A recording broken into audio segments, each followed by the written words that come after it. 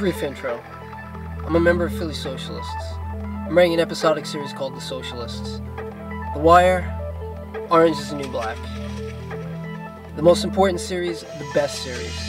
Before I get into my presentation, I want to address a recent New York Times article that Natasha Leone tweeted titled, How to Lock Up Fewer People. This will take about 3 minutes. I'll link to the articles in the video description. I agree with most of the article, but I want to make 2 points. First, I think all drugs should be legalized and regulated. I'm talking use, manufacture, and sale. I'll get more into drug legalization later in the video. The other element of the article that I want to discuss is this quote about drug dealers. We ought to empower judges to reduce punishment for run-of-the-mill offenders who are often pursuing one of the few economic opportunities available to them in destitute communities. The single most important thing we can do is provide meaningful work opportunities to the most disadvantaged. It's true that drug dealing is one of the few economic opportunities available in destitute communities. David Simon, the creator of The Wire, said, "The Wire was about people who are driven to dealing drugs because their labor is no longer necessary in our current economic system." Here's my question. How are we supposed to provide meaningful work opportunities to people if their labor is unnecessary under capitalism? As a socialist, my answer is this. Focusing on jobs is the wrong approach. The single most important thing we can do is provide life's necessities to everyone.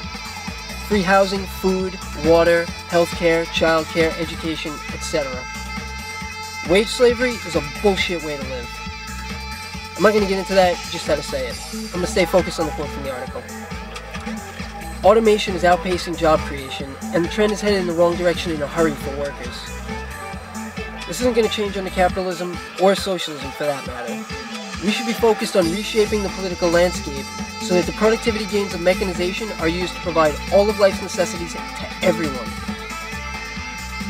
If we don't shift from capitalism to socialism, then the gains of automation will be reaped by a small portion of society, while the masses are left to do things like sell drugs on street corners, starve, and kill each other, because, like David Simon said, they have no place within the economic system.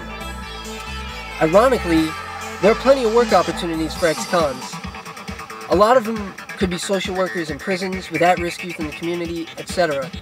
The problem is, they would only be producing value for society at large, not for capitalists. And since capitalists control most of the money, these jobs will never get created. Unless we switch to a socialist system where wealth is redistributed and controlled democratically. Now on to my presentation.